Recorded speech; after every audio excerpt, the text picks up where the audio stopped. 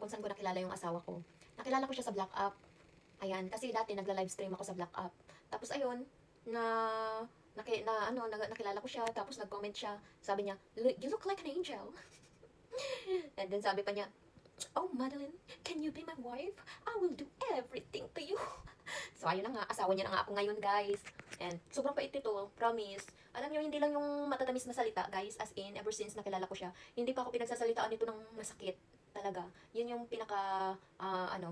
nagustuhan ko sa kanya kasi never akong sinabihan ng bad words nito.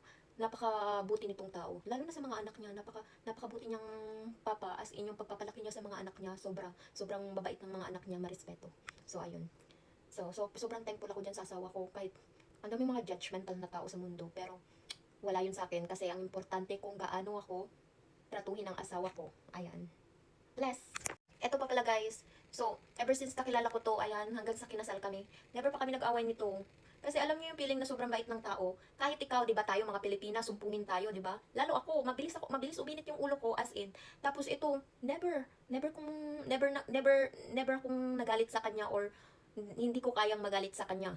Ayan, kasi sobrang bait, at hindi rin naman siya gumagawa ng ikakagalit ko. So ayan. Tsaka, pag umuwi to ng Pinas, makita lang ako, guys, grabe, every 2 months, na uwi to, 3 months. Ganyan siya, ganyan niya ako kamahal, ganyan siya magbigay ng oras sa akin.